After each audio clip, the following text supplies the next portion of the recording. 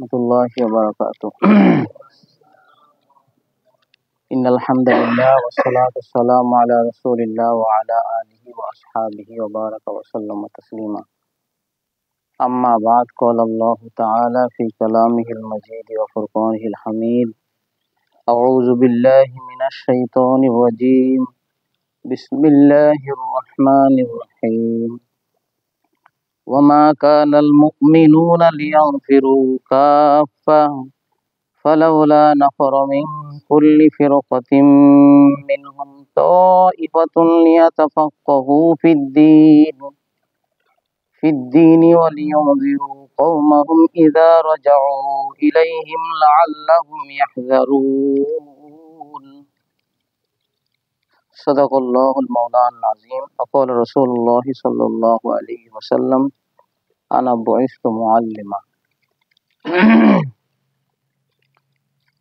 وصدق رسوله النبي الكريم نحن على ذلك من الشاهدين والشاكرين. আল্লাহ রাব্বুল আলামিনের দরবারে লাখো কোটি শুকরিয়া, যিনি আমাদেরকে সপ্তাহের শ্রেষ্ঠ দিন জুমার দিনে গোসল সেরে পবিত্র হয়ে মসজিদে আসার বসার তৌফিক দান করেছেন। কালিমাত শুকর আদায় করছি, বলছি আলহামদুলিল্লাহ।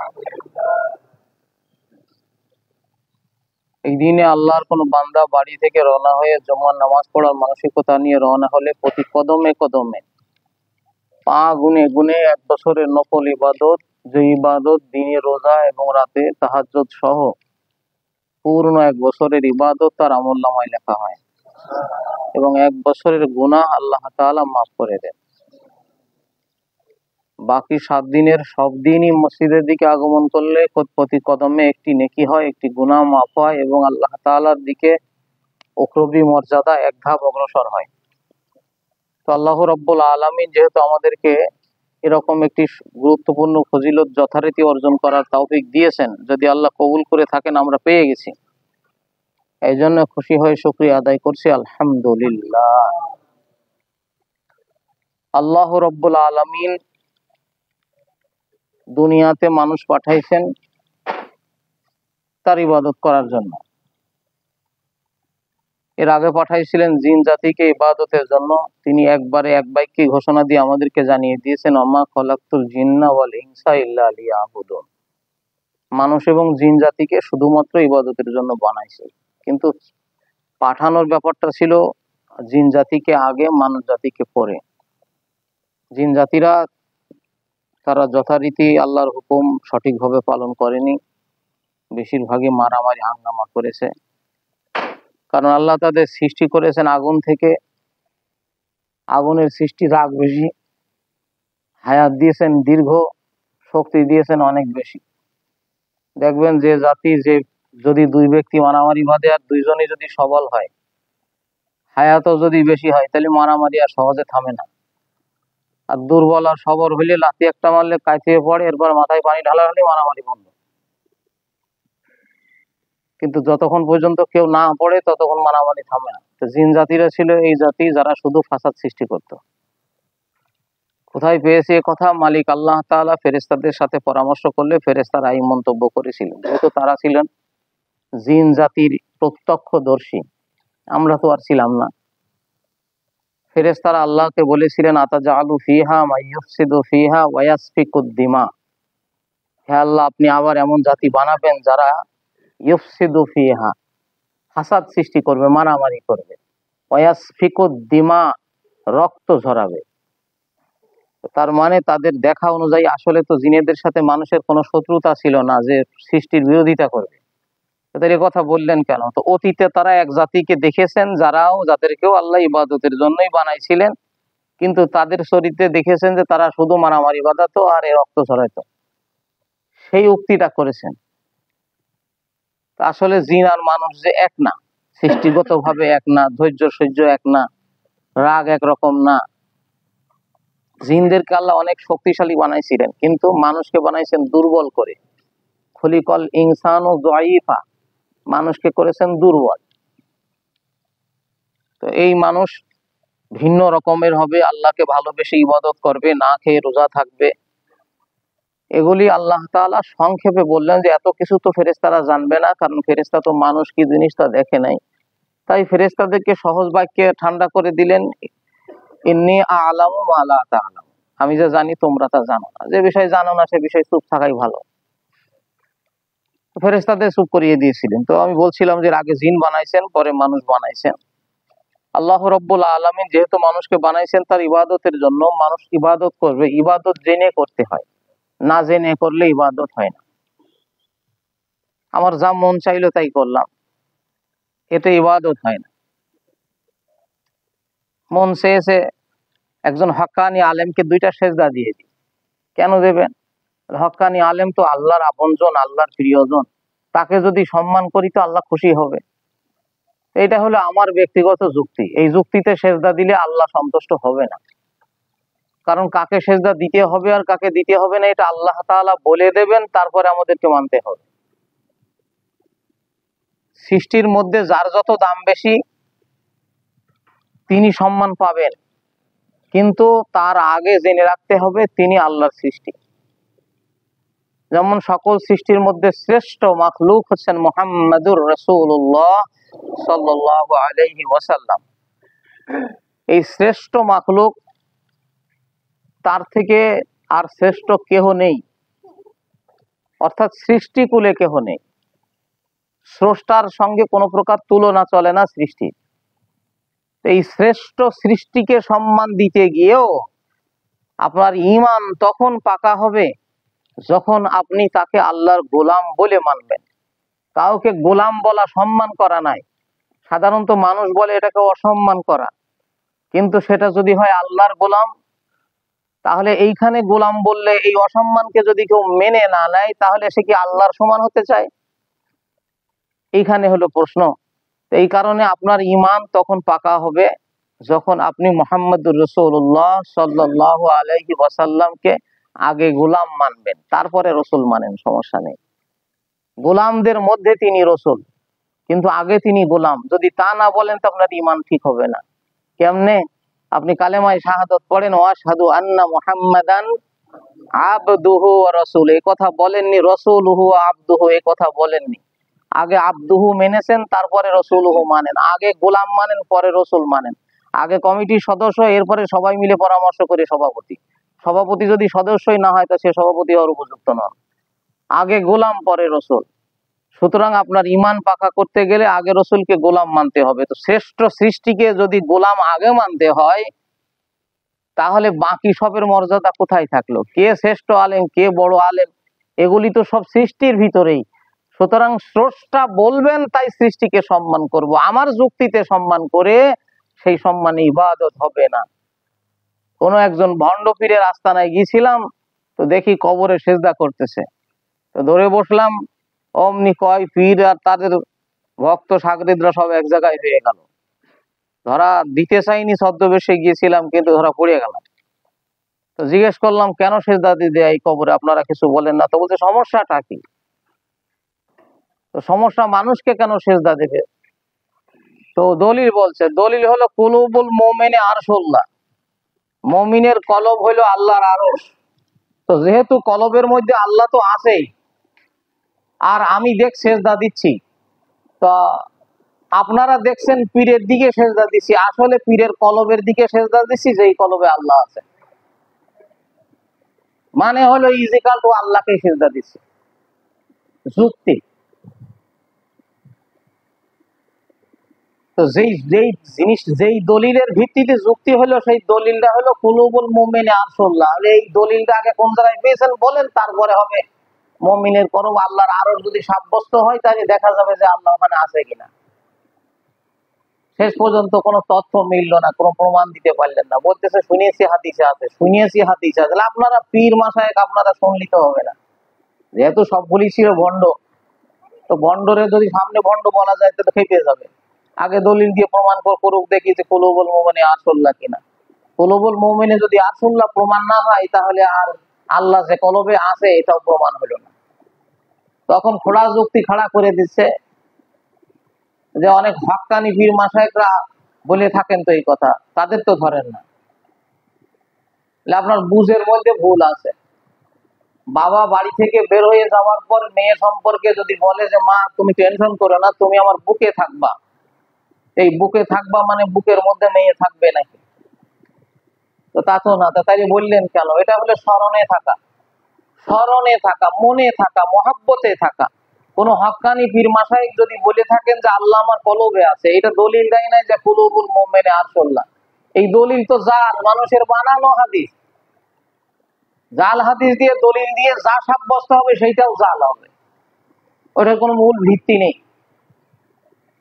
তো আমি যেটা বুঝাতে চাচ্ছিলাম সেটা হলো, আমার যুক্তিতে মনে হচ্ছে এটা ইবাদত হবে, সোয়াব হবে, কিন্তু আসলে তা হবে না যদি সেটা আল্লাহর হুকুম এবং রাসূল সাল্লাল্লাহু আলাইহি সাল্লামের নিয়ম অনুযায়ী না হয়ে থাকে। এই জন্য আল্লাহ রাব্বুল আলামিনের বান্দা যাতে আমার ইবাদত করতে গিয়ে গুনার মধ্যে না পড়ে, বিভ্রান্ত না হয়, এই জন্য আল্লাহ তাআলা যুগে যুগে নবী রাসূল পাঠাইছেন, সাথে কিতাব পাঠাইছেন। কিতাব পাঠাইছেন কতগুলি আমরা সকলেই জানি। সাধারণভাবে একটা কথা প্রসিদ্ধ আছে, 104 খান। 104 খান। আসলে মৌলিক কিতাব হলো 4 খানা, বাকিগুলো পাণ্ডুলিপি বা সহিফা বলা যেতে পারে। তো আমি 104 খান ধরেই যদি বলি, তো 104 খান কিতাব বোঝানোর জন্য মাস্টার কয়জন লাগার কথা? সাবজেক্ট যে কয়টা, শিক্ষক হয় সে কয়টা, যদি বেশি শিক্ষক নিতে হয়। আর যদি অনেক বড় সাবজেক্ট হয় তাহলে পাঠ পাঠ করে পড়ানোর জন্য শিক্ষক বেশি লাগে। যাই হোক, গুরুত্বপূর্ণ সাবজেক্টের জন্য শিক্ষক বেশি লাগে। মহান মালিক আল্লাহ তাআলা 104 খানা কিতাব দিয়ে শিক্ষক কয়জন পাঠাইছেন? সমস্ত নবী রাসূলরা শিক্ষক। তো আমরা যদি বলি যে শিক্ষকের সংখ্যা কত, তো মতানৈক্য বাদ দিই, 1 লাখ বা মতান্তরে 2 লাখ, মতান্তর বাদ দিই 1,24,000-এর কম তো আর কেউ বলেনি। এটাই ধরি যে 1,24,000 পয়গম্বর পাঠাইছেন, এরকম আর কেউ বলেনি। মতান্তরে বাদ দিয়ে 1,24,000, অথচ কিতাব হলো 104।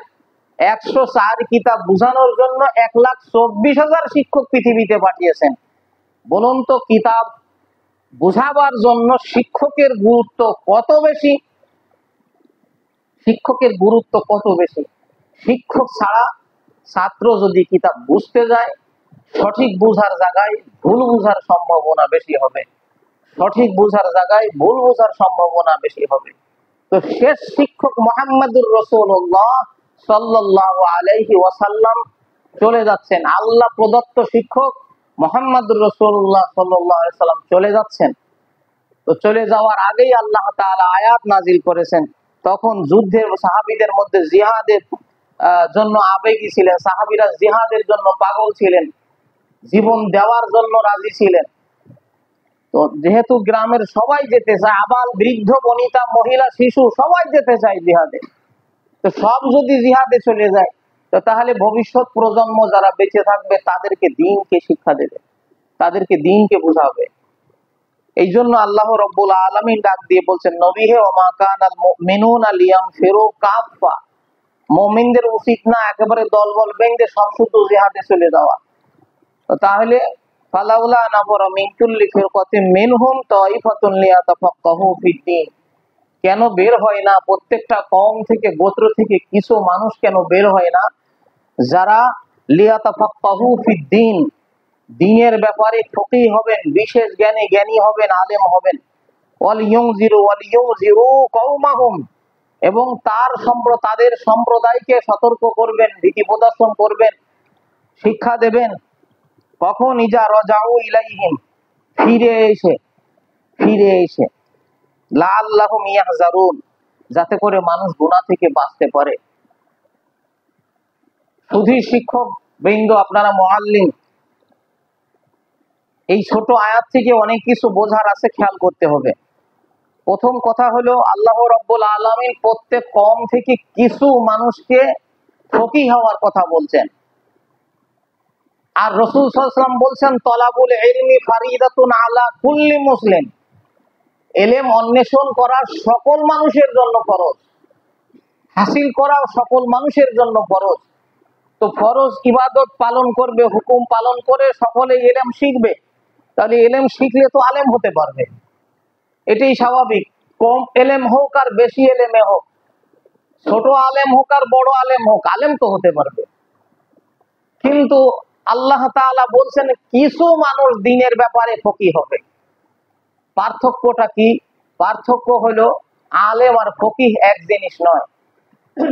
ফকিহ হলেন বিশেষ জ্ঞানে জ্ঞানী, গভীর জ্ঞানে জ্ঞানী, আর সাধারণত আলেম তিনি এত গভীর জ্ঞানে জ্ঞানী নয়। সাধারণ মুফতি আর গভীর জ্ঞানের মুফতি একরকম নয়।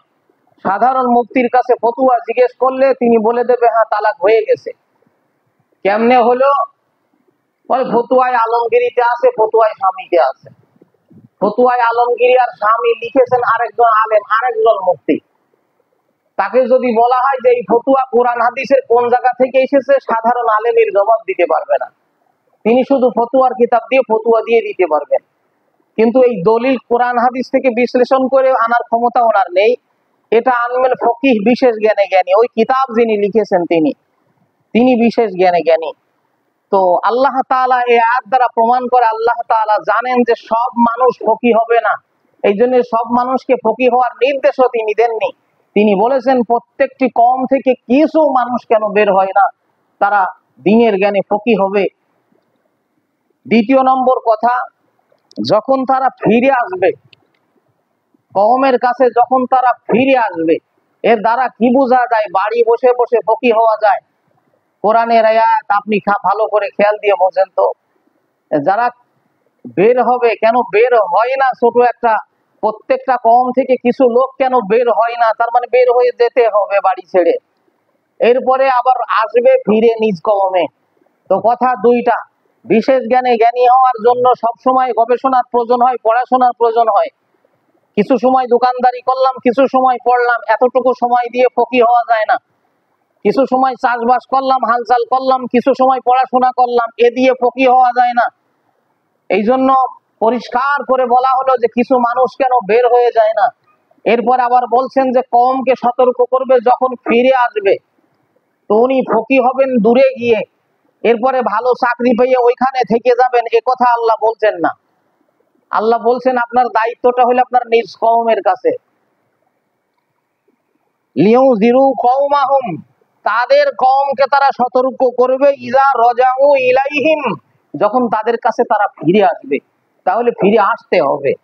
আপনাকে অভিজ্ঞ আলেম বানাবার জন্য মা বাবা পাঠিয়েছেন।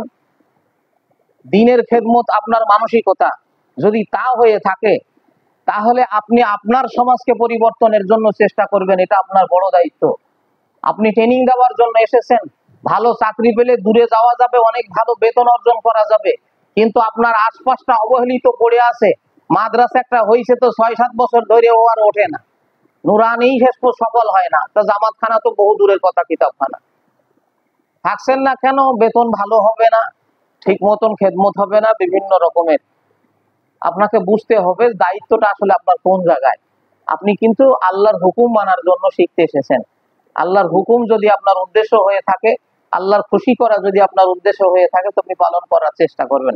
আলহামদুলিল্লাহ, আপনার মহল্লায় সে দায়িত্ব পালন করার জন্য আগে থেকে মানুষ মাদ্রাসা গঠন করেছে, যথারীতি ভালোভাবে পালন করছে। আলহামদুলিল্লাহ, সেখানে আপনার কোনো প্রয়োজন নেই, তো আর একটু দূরে যেতে পারবেন। অর্থাৎ আপনার নিকটবর্তী যখন প্রয়োজন হবে না, তার থেকে একটু দূরে, অন্যের থেকে আপনার নিকটে হয় সেটা। এইভাবে কাছাকাছি অবস্থানে পর্যায়ক্রমে সিরিয়ালি যেতে পারবেন।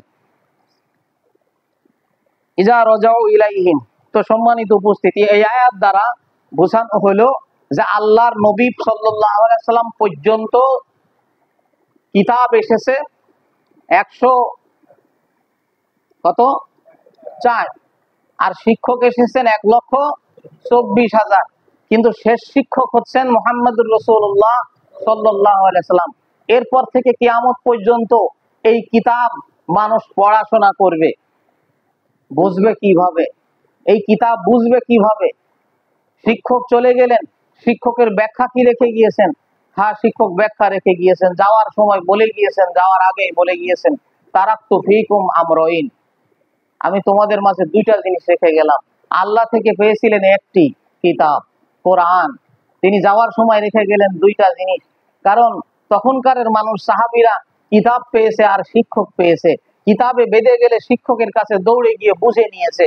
কিতাব নাজিল হয়েছে যে তোমরা খাও আর পান করো যতক্ষণ পর্যন্ত কালো সুতোর ভিতর থেকে সাদা সুতো প্রকাশ না পায়।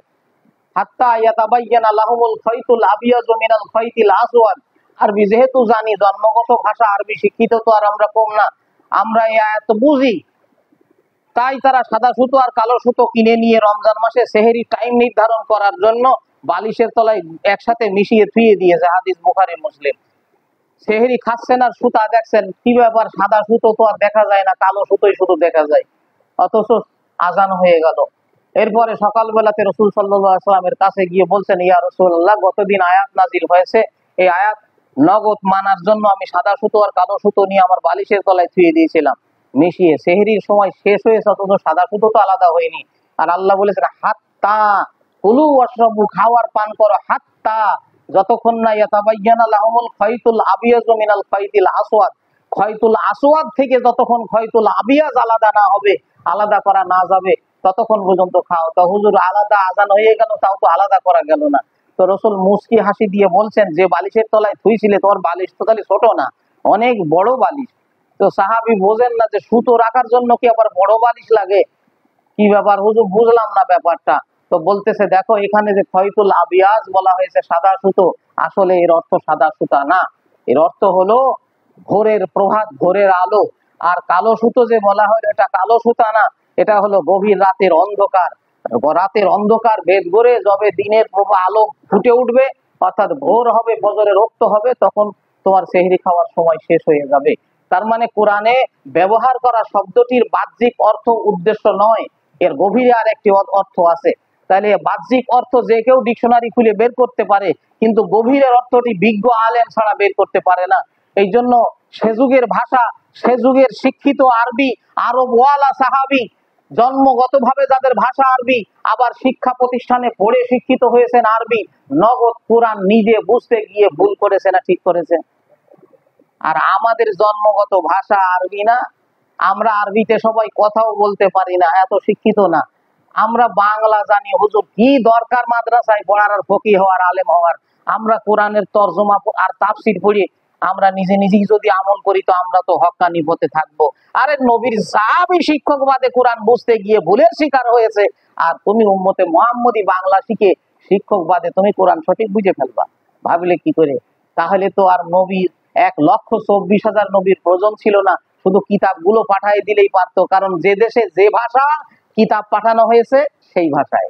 আরব দেশের ভাষা ছিল আরবি, কিতাব পাঠানো হয়েছে আরবিতে। যে দেশের ভাষা সুরিয়ানি, সুরিয়ানিতে পাঠানো হয়েছে। তাহলে দেশের মাতৃভাষায় যেহেতু কিতাব পাঠানো হয়েছে, উস্তাদের দরকারটা কি? সেখানে কিতাবের কত গুণ বেশি উস্তাদ, 1,24,000। আপনি ভাবতে পারেন কত গুণ উস্তাদ পাঠানো হয়েছে। এই জন্য আল্লাহ তাআলা এই গভীর জ্ঞানের কিছু মানুষ যাতে প্রত্যেক সমাজে থাকে, কিছু মানুষ যাতে থাকে, এই জন্য আল্লাহ তাআলা মানুষকে, বা কিছু মানুষ অন্তত বেরিয়ে গিয়ে ফকিহ হয়ে আসতে বলেছেন। কারণ সব সমাজ, অনেক সমস্যার সমাধান ফকিহ ছাড়া দিতে পারবে না। আপনি বুখারী শরীফের একটা হাদিস পাইলেন। হাদিসটা কি? আল্লাহর নবী সাল্লাল্লাহু আলাইহি ওয়াসাল্লাম প্রত্যেক বেজোড় রাকাতে বসতেন, স্থির হয়ে বসতেন, না বসে উঠতেন না। মালিক ইবনে হুয়াইরিস রাদিয়াল্লাহু তাআলা আনহু বর্ণনা করেন, কিতাবুস সালাতের মধ্যে রয়েছে। সুতরাং হাদিসটা দেখা মাত্র, যেহেতু আপনি হাদিস পেয়েছেন, তো আমল করা শুরু করে দিয়েছেন। একটু কথা উপর থেকে আসি, যে আল্লাহ রাসূল দুইটা সাবজেক্ট দিয়েছেন, একটা কোরআন আর একটা হাদিস। কোরআন কি? আল্লাহর কিতাব। হাদিস কি? ওই কিতাব উস্তাদ যা বুঝিয়ে বুঝিয়ে দিয়েছেন উম্মতের মাঝে, সাহাবীদের মাঝে, সেই ব্যাখ্যা হলো হাদিস। এখন কোরআন বোঝার জন্য হাদিস, হাদিস তো এখন গ্রন্থ হয়ে গেল। এখন তো আর শিক্ষক থাকলেন না, শিক্ষক তো চলে গেলেন ওপারে, বাকি এখন হাদিসও গ্রন্থ হয়ে গেল। পাঠ্যপুস্তক এখন দুইটা, এখন কি শিক্ষকের দরকার আছে? আছে। আল্লাহ তাআলা সতর্ক করে দিয়েছেন, এখনো কিয়ামত পর্যন্ত প্রত্যেকটা দল থেকে, সমাজ থেকে কিছু মানুষকে বের হয়ে তারা দ্বীনের ব্যাপারে ফকিহ হয়ে আসতে হবে। তারা এসে সতর্ক করবে, আর বাকি মানুষরা সেই ফকিহদের অনুসরণ করবে। কি অনুসরণ? কোরআন হাদিসই তারা মানবে, কিন্তু শিক্ষকের ব্যাখ্যা অনুযায়ী, নিজের বুঝ অনুযায়ী না। তো আপনি যদি এখন সেই শিক্ষকের কথা না মনে করে, যেহেতু কোরআন হাদিস আর রাসূল সাল্লাল্লাহু আলাইহি ওয়াসাল্লাম বলে গেছেন দুইটার কথা, তো কোরআন এবং হাদিস তো ভাই, প্রত্যেক কওম থেকে কিছু মানুষ যে ফকিহ হবে, সেটা কি সেই দুইটার বাইরে আছে না ভিতরে আছে? প্রত্যেক কম থেকে কিছু মানুষ যেন বের হয়ে গিয়ে দিনের ফকিহ হয়ে আসে, এই নির্দেশনাটা কিসের? কোরআনের। রাসূলুল্লাহ সাল্লাল্লাহু আলাইহি ওয়াসাল্লাম বলছেন, আল উলামা ওয়ারাসাতুল আম্বিয়া। বড় শিক্ষকরা চলে গেছে, উনারা আর ফিরে আসবে না, তাহলে পরের শিক্ষকের দায়িত্ব পালন করবে কে? এখন তো ছাত্রদের পাঠ্যপুস্তক হয়ে গেছে দুইটা, কোরআন এবং হাদিস। তো বলছেন হ্যাঁ, ও দায়িত্ব দিয়ে গেলাম, আল উলামা ওয়ারাসাতুল আম্বিয়া। আলেমরা হলো নবীদের ওয়ারিস, ওয়ারাসাতুল আম্বিয়া। খেয়াল, এ কথা বলেননি ওয়ারাসাতুন নবী, একজন নবীর ওয়ারিস বলেননি। মানে সব নবীরা যেহেতু শিক্ষক হিসেবে এসেছে, তাই সব আলেমরা, সব ফকিহগণ তারা শিক্ষকের দায়িত্বই পালন করবে। আল উলামা ওয়ারাসাতুল আম্বিয়া। তাহলে কিয়ামত পর্যন্ত কোন জাতি যদি উলামায়ে হক্কানিকে শিক্ষক হিসাবে গ্রহণ করে তার পরামর্শ মাফিক চলে, যদি এর বাহিরে না যায়, অর্থাৎ নিজে পণ্ডিতি করে বুঝতে না চায়, তাহলে সে জাতি গোমরাহ হবে না। যেখানেই নিজে বুঝতে যাবে সেখানেই সে গোমরাহ হবে। তো একটা নমুনা স্বরূপ পেশ করার জন্য বলছিলাম যে বুখারী শরীফের একটি হাদিসের মধ্যে এসেছে যে প্রত্যেক বেজোড় রাকাতে বসে তারপরে উঠবে। দেখবেন ইমাম মাযহাব মানে না যারা, উস্তাদ শিক্ষক মানে না যারা, এরকম কিছু মানুষ আছে, তারা এই আমল করার জন্য প্রস্তুত। কি ভাই, প্রত্যেক রাকাতেই যে বসছেন, দ্বিতীয় রাকাতেও বসলেন, চতুর্থ রাকাতেও বসলেন, আবার এক রাকাতেও বসলেন, তিন রাকাতেও বসলেন, একটু বসে নিয়ে তারপরে ওঠে। জিজ্ঞেস করেন এটা কেন করলেন? তো বলছে সহিহ হাদিসে আছে। কোথায় আছে ভাই? বুখারী শরীফে আছে। বের করেন, দেখলেন। আর আপনিও যদি আবার ওই রকমই মুজতাহিদ হন, মানে সাধারণ মানুষ হন, তাহলে দেখার পরে আপনিও দেখলেন তাই তো আমরা এতকাল ভুল করছি, এটাই তো ঠিক, একটু বসে তারপরে ওঠা শুরু করলেন। আপনারে কনভার্ট করা তো খুব সহজ, কিন্তু একজন বিজ্ঞ হক্কানি আলেমের কাছে গেলে আপনাকে বলবে বুখারী শরীফের শেষের খণ্ডে, পঞ্চম খণ্ডের মধ্যে বা মূল কিতাবের দ্বিতীয় খণ্ডে আরেকটি হাদিস রয়েছে, কিতাবুল আইমান ওয়ান নুজুর। সেইখানে আল্লাহ নবী সাল্লাল্লাহু আলাইহি সাল্লাম মসজিদে বসা ছিলেন। এক মানুষ এসে মসজিদের কোণে নামাজ আদায় করলেন, নামাজ শেষে সালাম দিলেন। রাসূল বললেন ওয়ালাইকুম আসসালাম, সাল্লি ফাইন্নাকা লাম তুসাল্লি, তুমি আবার নামাজ পড়ো, তোমার নামাজ হয়নি বা তুমি নামাজ পড়োনি। একবার, দুইবার, তিনবার পড়ার পরে আবারও রাসূল যখন বলছেন পড়ো, তো সাহাবী বলছেন হুজুর আমি এর থেকে ভালো নামাজ আর পারি না। তো তখন রাসূল তাকে নামাজ শিক্ষা দিচ্ছেন, যখন তুমি নামাজ পড়বে তো ওযু করে নেবে ভালো করে, নামাজে দাঁড়াবে, তাকবীর বলবে, এরপরে তোমার জন্য কোরআন থেকে যা সহজ হয় তা তুমি তেলাওয়াত করবে, এরপরে রুকুতে যাবে, স্থির হবে, রুকু থেকে উঠবে, স্থির হবে, সেজদায় যাবে, স্থির হবে, সেজদা থেকে উঠবে, স্থির হবে। বারবার স্থিরতার কথাটি বলেছেন। তার কারণে আমরা বলি রুকু সেজদায় দেরি করা ওয়াজিব। বারবার স্থিরতার কথা বলেছেন। ওই সাহাবীকে বলেননি সানা পড়বে, আউযুবিল্লাহ পড়বে, বিসমিল্লাহ পড়বে, এই কথাগুলো বলেননি। কেন? এইগুলি তো শোনা যায় না। আল্লাহ রাসূল দূর থেকে তার নামাজের যে ভুলটা ধরেছেন, সেটা হলো নামাজটা খুব দ্রুত ছিল। এই দ্রুত নামাজের কারণে আল্লাহ রাসূল তাকে বলছেন ফা ইন্নাকা, নিশ্চয় তুমি লাম তুসাল্লি, নামাজ পড়োনি। পড়োইনি মানে তোমার নামাজ জিরো। তিনবার পড়ার পরও একই বাক্য বলেছেন। কাকে বলেছেন? যিনি নবীর যুগের মুসলমান, নবীর হাত দিয়ে কালেমা পড়া মুসলমান, আমাদের থেকে 26-27 ধাপ উপরে মর্যাদা যার, সেই লোক এলেম না থাকার কারণে, কম থাকার কারণে, নামাজের নিয়ম সঠিক না জানার কারণে তার নামাজ ওই। অন্য হাদিস আছে, সাহাবী বলেন যে রুকু সেজদা যার পূর্ণ হয় না, তার যদি এই অবস্থায় মৃত্যুবরণ করে তাহলে নবীর আদর্শে তার মরণ হবে না। বুখারীর আরেক হাদিস। এত কঠিন গুরুত্ব। যাই হোক, আল্লাহর নবী ওই সাহাবীকে বলছিলেন যে দ্বিতীয় সেজদা দেওয়ার পরে আবার সেজদায় যাবে, স্থির হবে, এরপরে উঠে সোজা দাঁড়িয়ে যাবে। এটা আল্লাহর নবীর নির্দেশ। দ্বিতীয় রাকাত, প্রথম রাকাতের দ্বিতীয় সেজদা দেওয়ার পরে সোজা দাঁড়িয়ে যাবে, এটাও বুখারীর হাদিস। তো এখন হাদিস হলো কয়টা? একটা হাদিস হলো আল্লাহর নবী বেজোড় রাকাতে না বসে উঠতেন না, আর একটা হলো রাসূল সাহাবীকে শিক্ষাই দিচ্ছেন প্রথম রাকাতে দ্বিতীয় সেজদা দিয়ে সোজা দাঁড়িয়ে যাবে। দুই হাদিস দুই রকম হয়ে গেল। তো ফকির কাছে যান, ফকির নির্দেশনা দিয়ে দেবেন। হাদিস পড়ার মশালা, হাদিস থেকে মাসালা নেওয়ার আগে একটি মূল নীতি জেনে থাকতে হবে, যাকে উসুলে হাদিস বলা হয়, উসুলে ফিকহ বলা হয়। সেটা কি? যদি আল্লাহর নবীর কথা আর কাজে ভিন্নতা দেখা যায়, যদি কোনো সাহাবী তার কাজ একরকম বলে আর কথা আর একরকম বলে, ফা দলিলুহু কওলুহু, তখন দলিল হবে তাদের জন্য আল্লাহর নবীর কথা। কথা আর কাজ, ফেলি এবং কওলি হাদিসে যদি তানাজু বাদে, তো কওলি হাদিস দলিল হবে। তার মানে আল্লাহর নবীর নির্দেশ হলো উম্মতের জন্য সোজা দাঁড়িয়ে যেতে হবে। তাহলে ও হাদিস বুখারীতে প্রথম খণ্ডে থেকে যাবে, কিন্তু উম্মতের আমল হবে সোজা দাঁড়িয়ে যাওয়া। এই দুই হাদিসের সমন্বয় করে এরপরে দলিল হবে।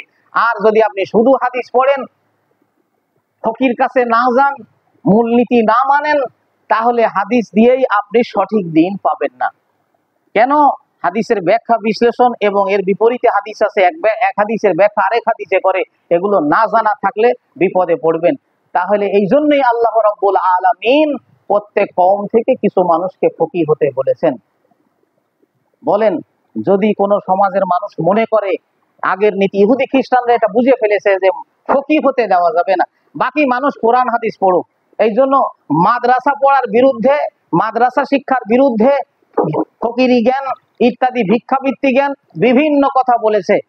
আবার এদেশের মানুষকে অনলাইনের মাধ্যমে কোরআন হাদিস মানার ব্যাপারে আগ্রহীও করে তুলেছে। দেখেন, যারাই সহি কোরআন এবং সহি হাদিস মানার ব্যাপারে আগ্রহ প্রকাশ করাচ্ছেন, তারাই হক্কানি আলেমদের বিরুদ্ধে বিষোদাগার করছেন। একদিকে উস্তাদ বিরোধী করে তুলছেন, আলেম উলামা বিরোধী করে তুলছেন, আর একদিকে সহি হাদিস মানার ব্যাপারে তাকিদ দিচ্ছেন। তার মানে ছাত্র যদি উস্তাদের পরামর্শ ছাড়া, আলেম ছাড়া কোরআন হাদিস গবেষণায় নামে, তো গভীর অন্ধকারে নিমজ্জিত হবে, এইখান থেকে আর উঠে আসবে না। কারণ সে জানবে আমি সহি হাদিস মানছি, যার জন্য সে জীবনে কোনোদিন তওবাও করবে না। আমি সহি দিন মানছি তো তওবা করবো কেন? চোর ডাকাত গুন্ডা বদমাই জানে এবং আমি মন্দ কাজ করি, একদিন জীবনে তওবা করবে। কিন্তু যে পণ্ডিতি করে কোরআন হাদিস নিজে নিজে পণ্ডিতি করে মানতে যাবে, এ দিন মানবে ভুল দিন, কিন্তু তওবা করবে না। কারণ সে যতদিন এই পথে চলবে ততদিন জানবে আমি সঠিক মানি, সঠিক মনে করে কেউ ভুল মানলে সে তওবা করে না। আল্লাহ তাআলা যেন আমাদের সবাইকে সহি বুঝ দান করেন এবং নিজ পরিবার থেকে সবগুলো ছেলেই মাদ্রাসায় প্রাথমিক শিক্ষা অন্তত অর্জন করবে। আর 5টা ছেলে থাকলে 1টি কি 2টি ছেলে অন্তত যেন ফকিহ তৈরি হয়, তাহলে এই বাড়িতে ঈমানি ভাইরাস কখনো প্রবেশ করবে না, আমলি ভাইরাস কখনো প্রবেশ করবে না। উল্টা পাল্টা বলে আপনার ঈমান আমল নষ্ট করে দেবে না, পারবে না, সেই সুযোগ নেই। দেখবেন সাধারণ মানুষ যত পরিবর্তন হচ্ছে মসজিদে মসজিদে, আলেম কয়জন পরিবর্তন হয়েছে? একজনও পরিবর্তন হয় নাই। শুধু ওরে বলেন যে ভাই তুমি তো যত ভুল আমার ধরলে নামাজে আর আমলে ইমানে, এই ভুলগুলো তো আমি আসলে বুঝি না, আমার এক ভাই আলেম আছে, আমি একটু উনারে ডাকছি, উনারে বুঝিয়ে দিলে বাকি আমরা 4 ভাই তো আলেম না, আমরা উনার কথা শুনে বাকি সব ঠিক হয়ে যাব। এতক্ষণ যে দাওয়াত দিয়ে আপনার পিছনে চা বিস্কুট খাইয়ে খরচ করছিল, যথেষ্ট সময় ছিল, মাঝে মধ্যে এসে সময় দিত, সে এখন বলছে আমি খুব ব্যস্ত, আমার আর সময় নেই। কারণ কার কথা বলেছেন বুঝেছেন তো? ওই যে আলেমের কথা বলেছেন, এই জন্য আর ওনার সময় নেই। কারণ ও জায়গায় গেলে নিজেই ধরা খাবে। এই জন্য এই গুমরাহির এই লাইনটা প্রচার করা সম্ভব হবে না। এই জন্য সতর্ক। আমাদের উচিত হলো প্রত্যেকটা সমাজ থেকে, প্রত্যেকটা কওম থেকে, পরিবার থেকে আলেম তৈরি করা, মাদ্রাসা শিক্ষার প্রসার ঘটানো। আল্লাহ তাআলা যেন আমাদেরকে আমল করার তৌফিক দান করেন। আমিন। আখিরি দাওয়ানা আলহামদুলিল্লাহ। যারা সুন্নাত